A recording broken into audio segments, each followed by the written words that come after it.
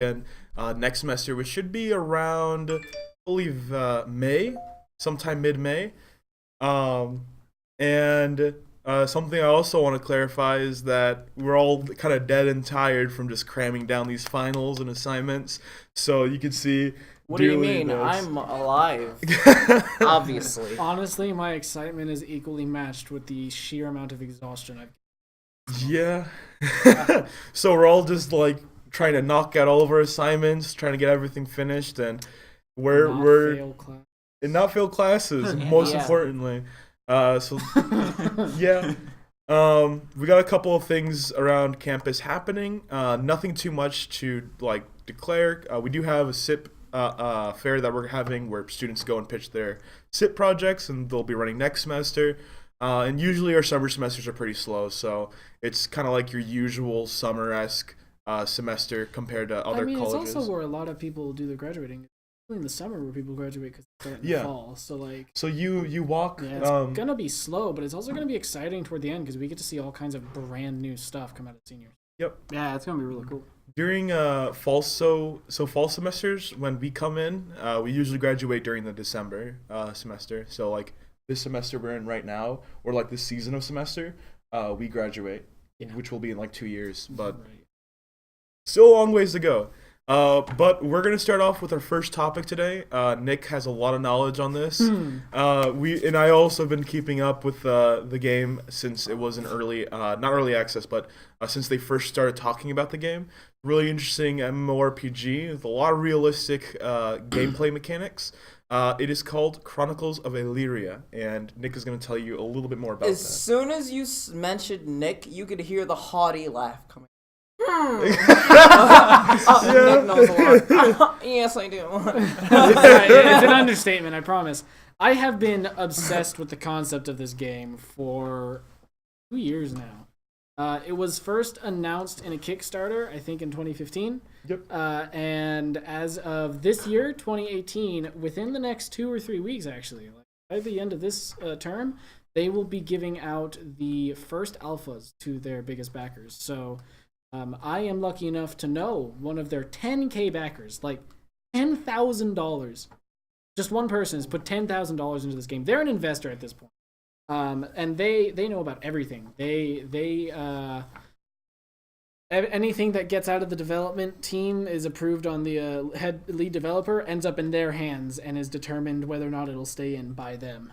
They take a ton of feedback, not even just from these people, and I absolutely love the game.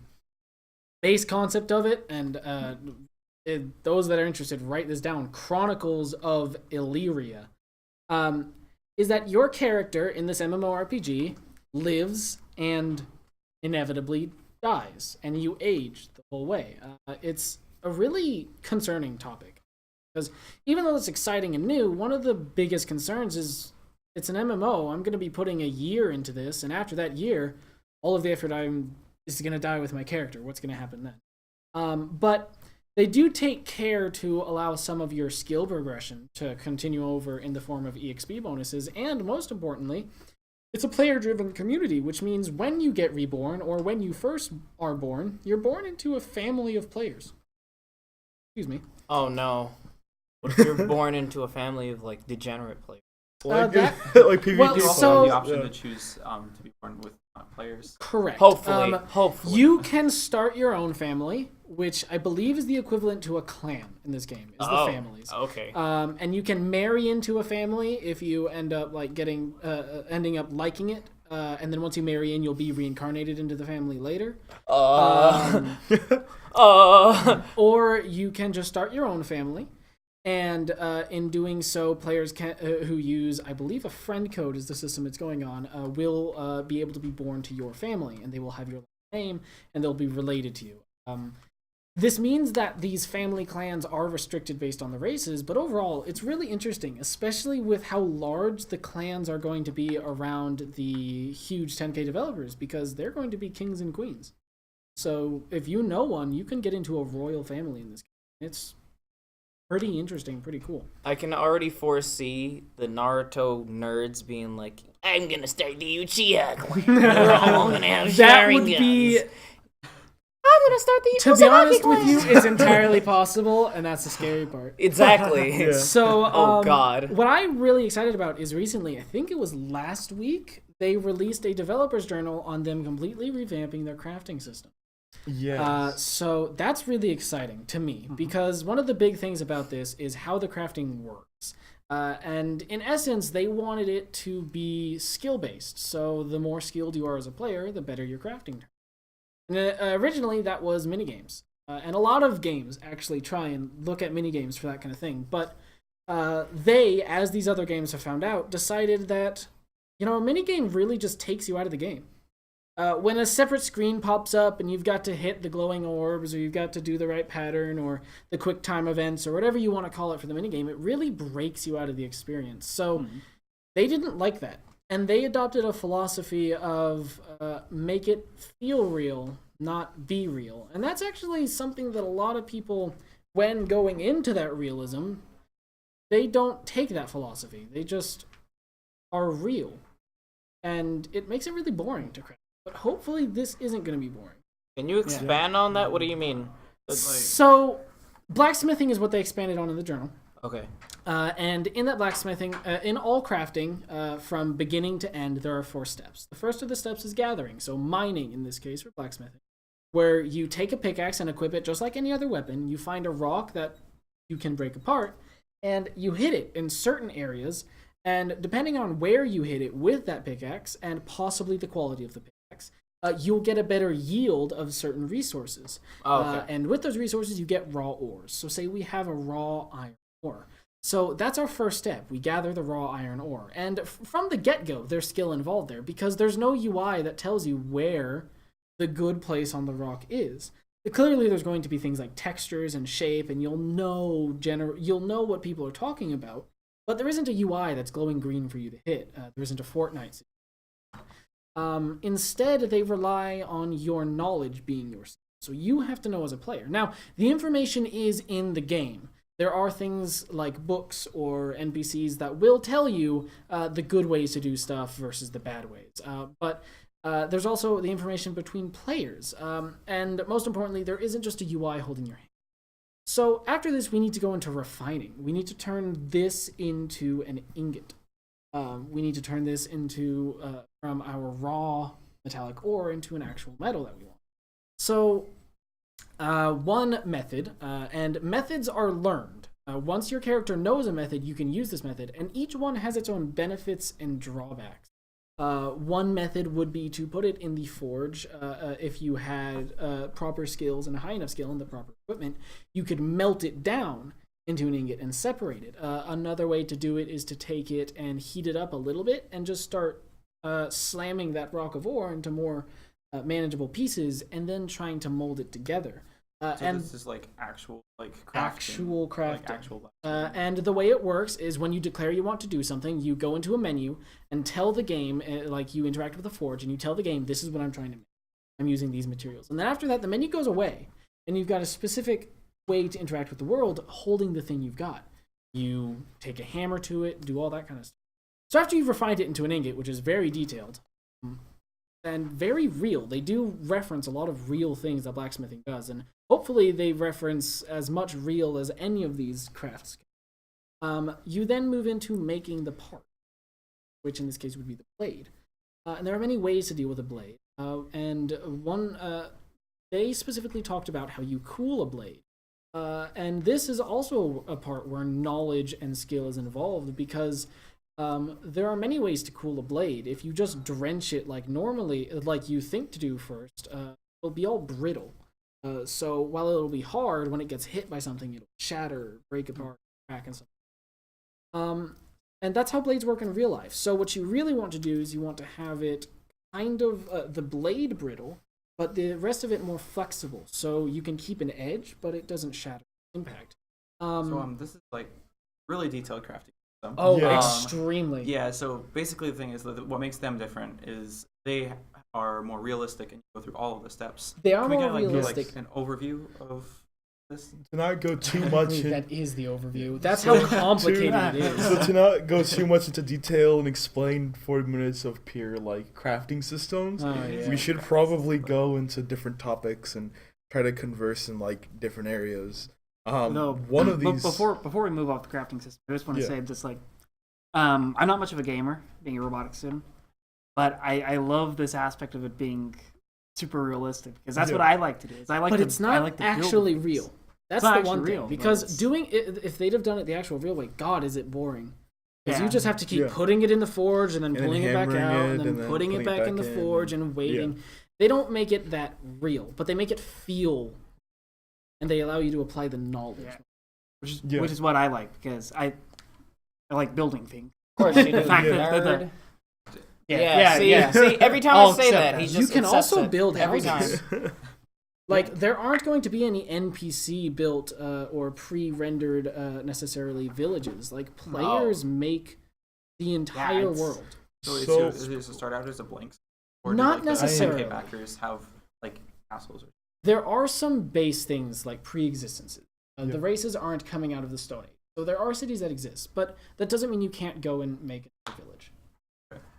And something I wanted to ask and clarify, PvP situations. So other MMORPGs, how they handle this kind of free world economy that's driven by the players is that they have players who can be PvP orientated clans and families that can go in and take out other factions and take their money and cities as well. For example, there's a game called Albion Online that utilizes this method. I love Albion. And it's a really nice method in how they approach it. What is Illyria Online's Chronicles of Illyria's approach to all of this? So Chronicles of Illyria does not have a safe zone. There is not a single place you can stand in the world where somebody cannot. Oh, However- so it's like old World of Warcraft where it's like No, because even I just walk on even something. World of Warcraft has safe zones. You no. can't- Now it does. No, Before at the beginning there were places where you weren't unless you flagged yourself. Yeah. That's how it was in the beginning. This place has no safe zones. There is no flagging or unflagging for PvP. However, the counterpoint to that is it's generally frowned upon to kill people in society, and because this is driven near entirely by players, it's very likely that it'll be declared illegal to kill people, to harm people in cities. So while you can do it, usually you'll probably get the wrath of the law.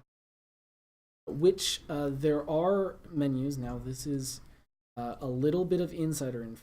This isn't fully released, but there for the kings and the queens and there are menus involved. AI especially is heavy-handed in this that handles establishing laws for NPCs because it's very likely that a lot of the guards for various kingdoms and towns will be just for the sake of nobody wants to sit around. Yeah. So yeah, it'll probably be illegal, but that doesn't stop you from getting in a fist fight, like cornering somebody in an alley instead. So interesting. Yeah. It's, it makes it a lot more like an online community. And that leads into assassinations, and that's actually really interesting because there's going to be a business for assassins, a huge business. If you can kill a king and keep his, if you can with Andrew's your getting some family ideas. raid a castle and kill the king and queen and then hold that castle for 30 days, you'll be the king and queen. king and pretty- queen. Oh. I am You I and- am you one and your gender, significant sir. other How would be- dare you? So basically, if even if you weren't a 10k backer, you can end up as king or queen if you form a coup. Yep. so money isn't everything. Money isn't everything. Everything in the game can be accessed by everyone. You want to talk about the economy now? I don't know Yeah. much about the economy. I just know basically it's player driven. So what else is there? So first off, it's the resources. So in terms of the resources, what I gathered from from their releases and website was that the resources are actually, when the game is fully released, the amount of resources that are in that release or how much that's going to be there forever. Yep. It's like the players have to handle those resources with care. Like, let's say you're farming. The amount of seeds or plants that are given in the first initial release of the game, that's all there is that they're going to give you. Like, you're going to have to gather up those seeds, and you're going to have to farm and actually, just like, it ties into the crafting, really. Go into being a farmer. and you would be in charge of those resources. Now, having that sort of limited resource capacity, that's actually how supply and demand works. So using that, the players are able to use the limited resources and assign value to the resources that they have and the weapons that they make based off of supply and demand. So that in one town, something could cost 5 gold. That doesn't necessarily mean that on the other side of the world it's going to. Yeah. That's really similar to Confused about what they're Black doing? Desert Online. Actually. Very confused. Black Desert has a similar resource system where the players manage the resources. Yeah. Send out people to. But Black Desert, the resource.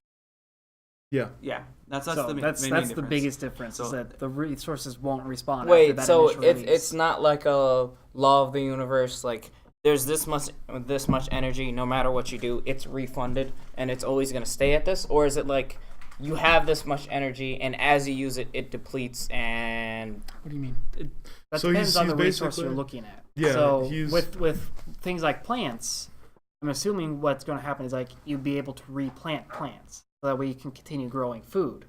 But the initial release with it will have a limited amount of plants that Yeah. the users will have to be able to. is this the same thing for Harvest. every resource? Yes. Yes. So Every Most, resource. most So if you- noticeably is going to be the metal. yeah, Yes. the There's not metals going to be and- a lot. Metals don't exactly grow.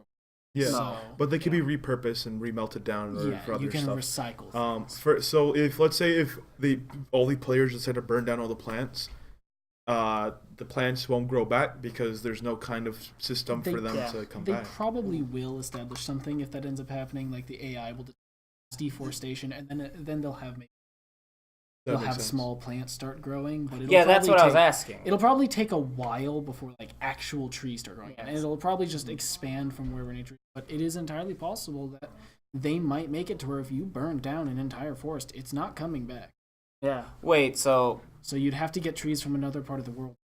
let's say like replace this with another resource. Let's say I buy a ton of like cheap crappy weapons that are all made out of metal, right? And I decide to discard them all, like a ton of them. What do you do? What do you mean? Isn't there a discard option for items? You can. You can Yeah. drop it. So you'll Oh, drop it on the you ground. can't destroy. You can No, no, drop. no. To my knowledge, there is no actually destroying. There's recycling where you can Melt it down into And then small melt it down. components. So there's no like, oh, I have too much stuff in my inventory. I want to discard To this. my knowledge, the only way to actually destroy something is set it on. Doesn't tend to like. Yeah. And Yeah. I don't know how far the flammability is going to. I mean, it's entirely possible that somebody. Or like, but that's war. That'll be wars. There will be outright And wars where people just burn so- each other's villages down. I wanted to put some input on the economy part as well too. So basically, other MMORPGs that work around the idea of like community-built marketplaces, something happens due to the fact that there are respawning items. It basically a huge influx of a specific item that everybody needs comes into the market and it lowers in price. And this happens with not just one item but multiple items, and it creates hyperinflation in the economy. And basically, you'll have millions and millions of golden coins, but you won't be able to spend this on practically anything that you'll actually need. A good example of that is RuneScape, where you mass buy, you have this huge amount of gold, and there are these items that are really rare to find. But when it's on high demand, everyone's doing the boss and trying to get the item, and it just increases the amount of items that are in the market to the point where that the item is so cheap. Chronicles of Illyria actually fixes this, and whenever there's a world stage boss or a world event that happens, they only have one unique item, and that item is like a boss weapon or a kind of like a unique drop that happens in the world, and only one player will be able to have that. So it'll feel more special to the player rather than actually just having an item that everybody else can get, but it's really rare to get. And it fixes a lot of problems inside the player economy as well. But there are a lot of problems too. If an item is so high on demand, because I'm assuming food inside Chronicles of Illyria, is there a hunger system in Chronicles of Okay, Illyria? so I'm not sure if there's a starvation system. There might be, but I do know that you will need to eat for some reason. Maybe it'll be for buffs, maybe healing, maybe a little back your energy, what have you. Maybe you will need it because you starve. But whatever that may be, your body does change. So we know that there will be food and stuff. So your body will get fat if you're eating a lot. Your body will get really scrawny if you're not eating much at all. It'll become muscular or less muscular based on how much physical and what kind of physical labor you do. And you'll scar. Yeah. They have advanced damage units. You can get sunburns in certain parts of the body, and that will turn into wounds and fester. And all very Andrew's face, and just like, oh, you don't. If you're a swamp person, you don't want to go to the desert. You'll end up dying of heat stroke. But so that reminds me. Okay, so you have like the races and everything. How they're like differently affected by like the environments. So and you're talking about like the bosses and everything. So where's the difference between like more realistic, or is this more like? This is a very gritty fan. I would call it a low fan. Number one, the big sign for me is because only 5% of players have characters that, and maybe about 1% of them. So that's a topic for another. It's very complicated, but things like that. It's very gritty. It's very real, and most importantly, even though you can walk back, your character will eventually. Which in essence is like in World of Warcraft games, when you die, you're in the spirit world to walk back to your body. In this game, it's like that, but you've got a time. If you don't get back to your body in a certain amount of time, you die permanently. Now, the first time you die is going to be like 2 hours, so not much. But every time you die, that is reduced some to a point to where you can't. And that'll be how you permanently die. That's where your mortality. Inevitably, that timer is too short. Now, I also believe that the timer slowly goes down as, but death will accelerate. So, like I said, I love the economy around the assassin because there's going to be an entire crafting economy, making armors and poisons and potions and people who use magic. Maybe it'll be implemented that you can make scrolls of invisibility for people so that they can just be the assassin, and then you pay an assassin an exorbitant amount of money to sneak in somewhere and kill somebody, and that'll be a huge economy. Like, it'll be an economy dump. You can be really rich, but you'll also not be able to show your face anywhere. And if you worry about playing as an assassin, don't worry. Nobody knows your name unless you tell it to them. To my knowledge, there's no chat, like there's no world chat, well, there is a global chat or something akin to that, where your name will show up. But like, there's no name above your head. There's no health bar with your name on it. There's no inspecting somebody to get their name.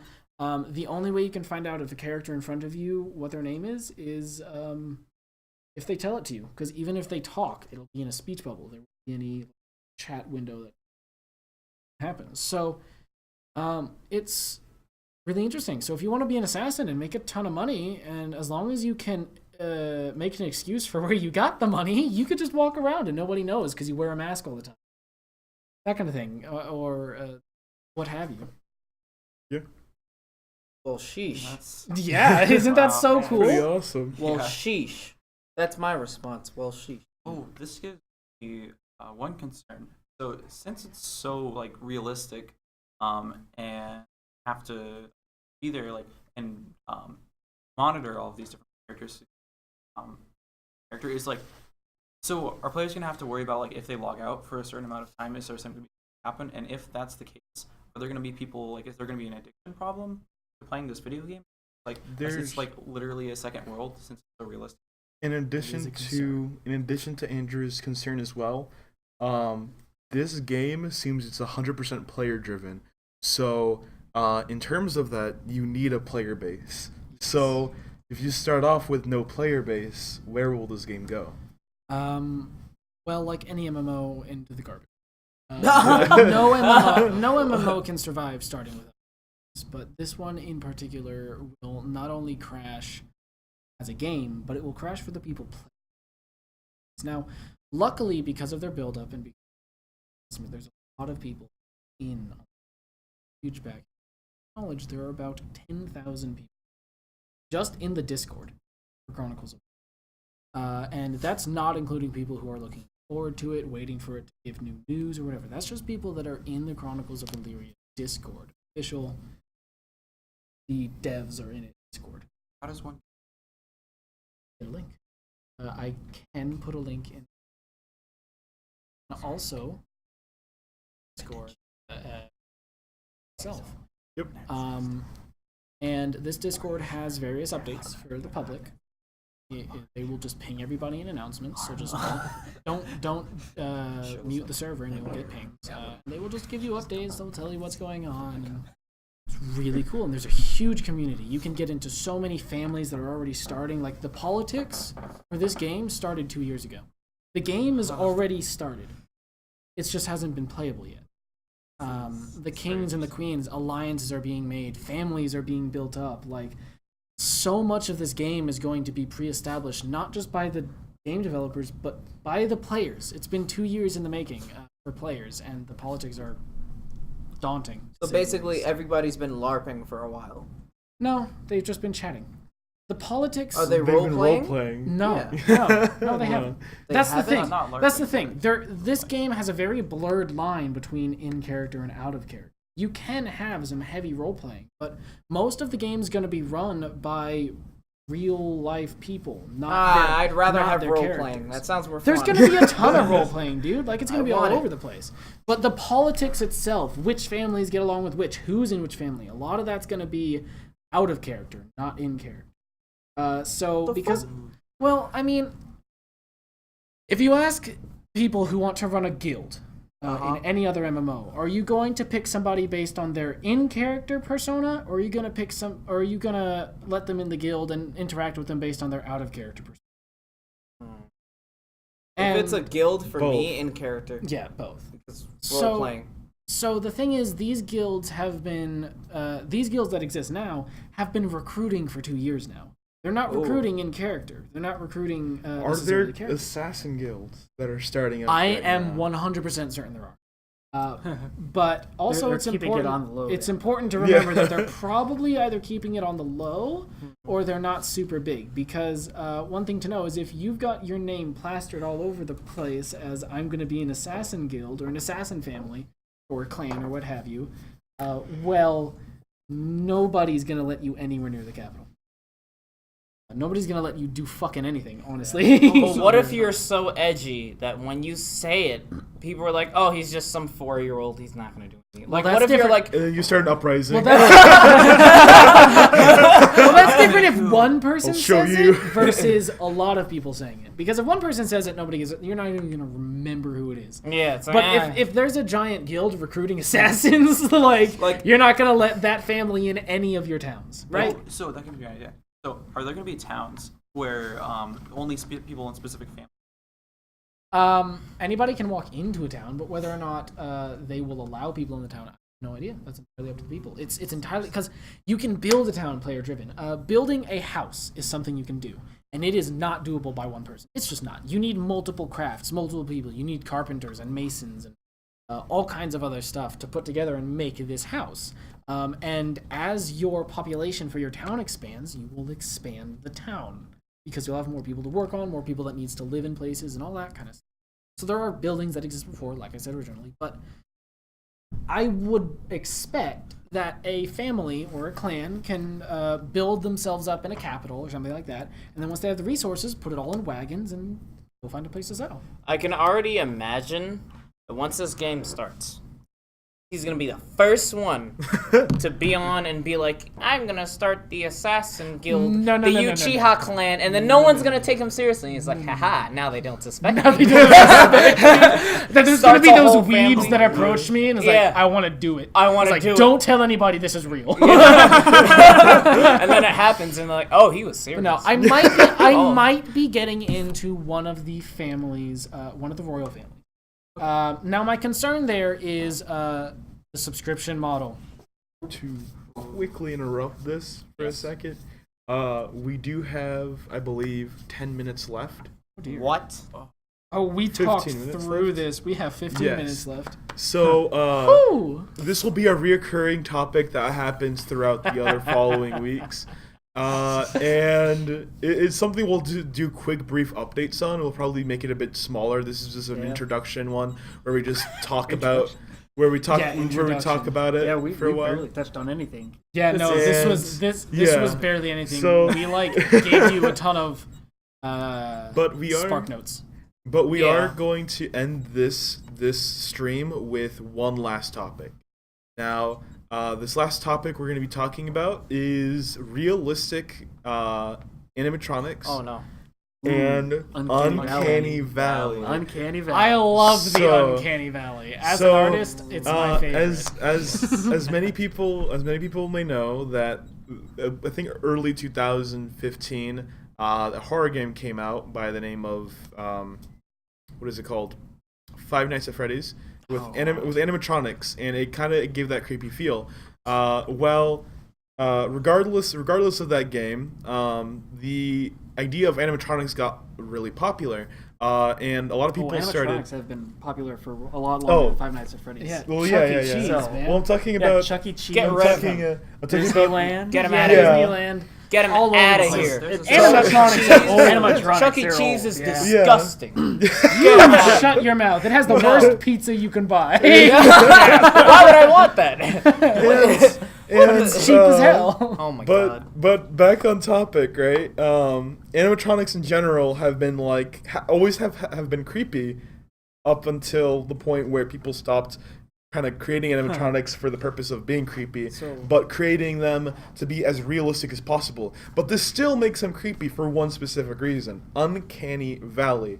Now, what Uncanny Valley is that human instinct that you look at something and you think it's human, but know it's it not. isn't. You know it isn't. So it gives you that instinct that something is wrong, and you have that feeling that something's It incorrect. gives you that's a happening. really weird feeling. Yeah. It's like that No. feeling whenever you look at Mark Zuckerberg and you're like, Oh my I god. know he's not Leave real. the poor boy out is of not this. He real. is He's so a robot. awkward. No, Leave I'm him just- alone. I'm That's joking, Elon I'm Musk. joking.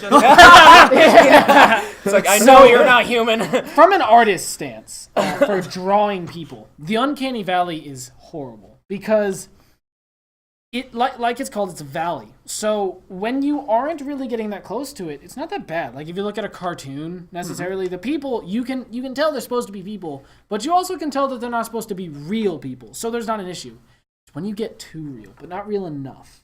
And that's where the issue is. You get to a point Yes. where you're trying really hard to look real, but everybody knows you're trying. Everybody knows it's there, but there's something off. It's not 3D super. anime.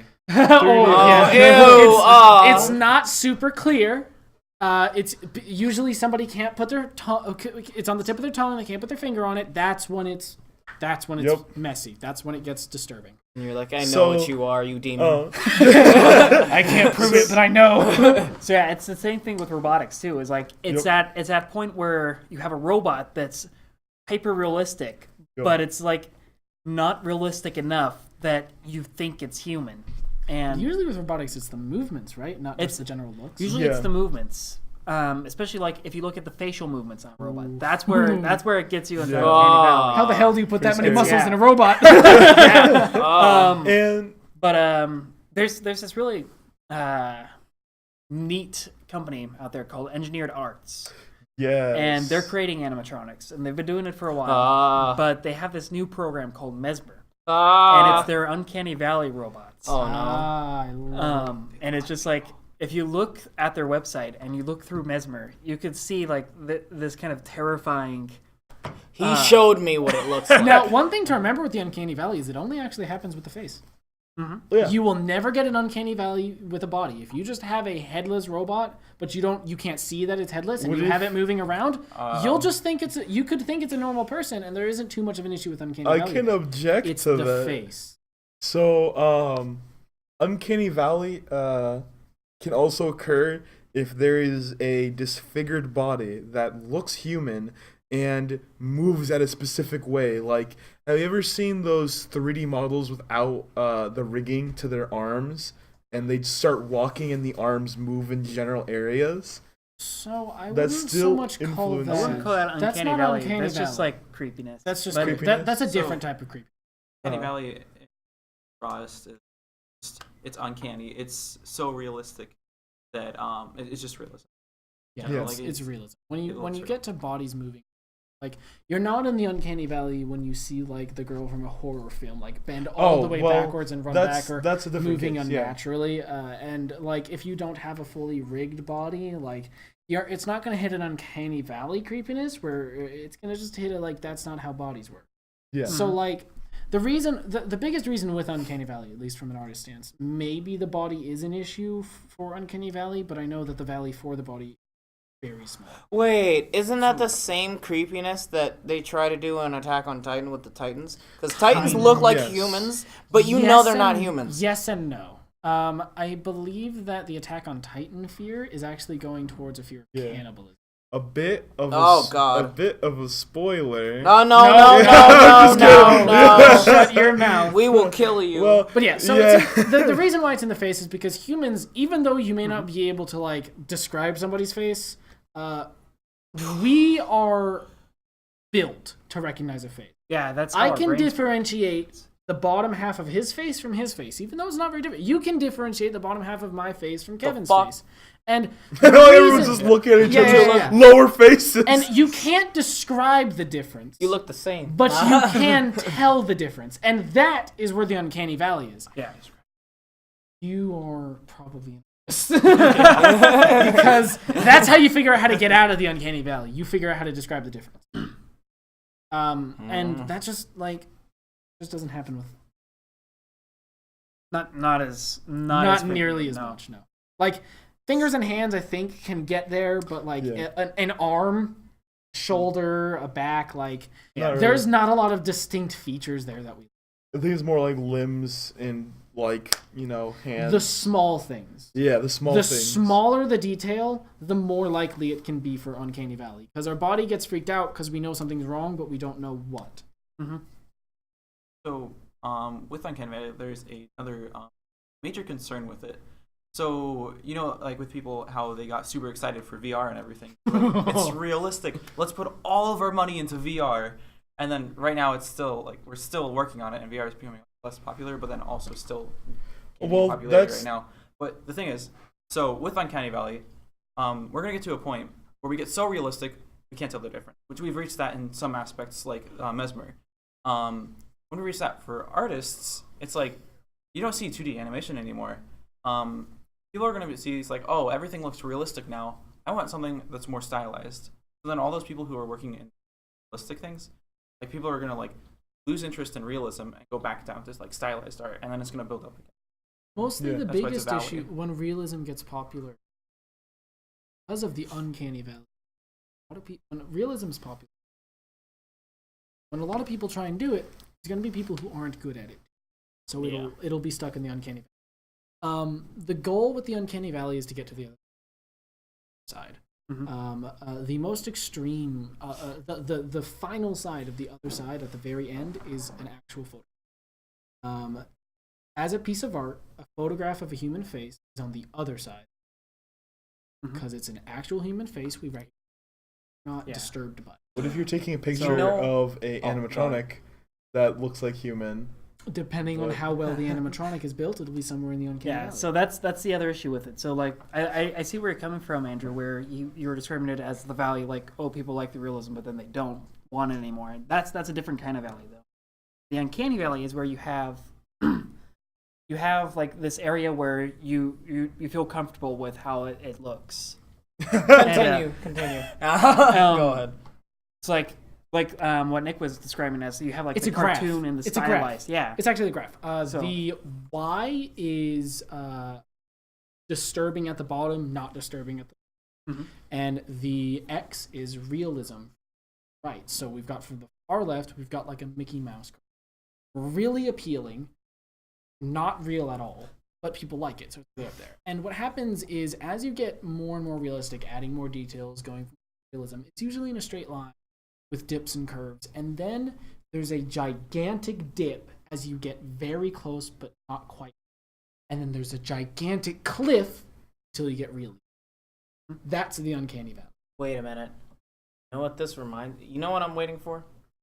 For nerds like this guy, make robots that are so realistic that it's basically a synth. You guys know what synths are? Oh, since From Fallout Fallout, 4. where it's like Yeah. it's like, oh, guess there's one robot in this room. Guess who it is? And it's like, it's Andrew, but you can't tell because he looks like a human.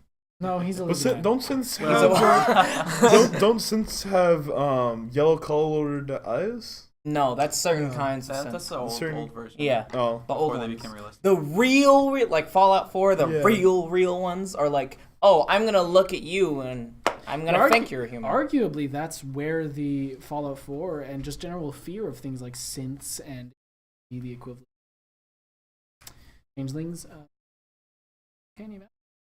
Yeah. At least at first. And then when they they exist, but then they have surpassed it, you're just scared. Because you don't know it's who not, could be. because physically they're not in the uncanny valley, but you remember they were, and more And you're like, importantly, oh god. Yeah. the entire world's now in the uncanny. You're Yeah. You like, know oh, something's wrong, shit. but you can't tell. Yeah, Kevin's a it's the same robot. thing with a lot of older sci-fi movies, like the ones where you have the lizard aliens, and they're all like dressed up Oh, and they look like reptilians. humans. Yeah, and you look at them and you're like, something's not quite right. You look human, but I can't quite put my finger on it that you're not. And that's the uncomfortableness. That's the kind of creepiness that comes. All kinds of social. But that's kind of where we're leaning, but I don't want to get into it Yeah. because that's a problem. Not but, too much that leans but into going back to the animatronic. But we should just put our final word, our pieces of word, or input into the actual topic. As much as we would love to talk about it As much as we would love to talk about this topic Maybe forever. we should get down to just one topic a week. So, like, One topic a week would be too much. And the topic Too- would be too little. me. No.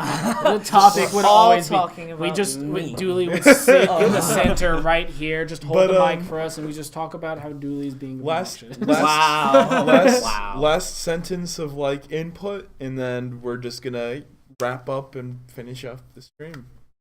Starting So with Andrew. yeah, how does Uncanny Valley make you feel? Uncanny. I Valley. can't say something. I'm just gonna say I'm really excited for some of the things that are gonna come out of Uncanny Valley.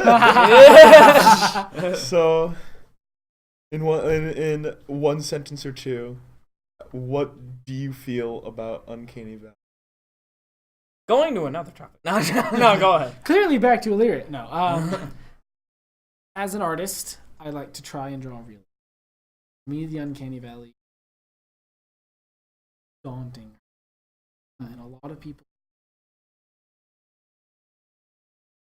Yeah. I absolutely.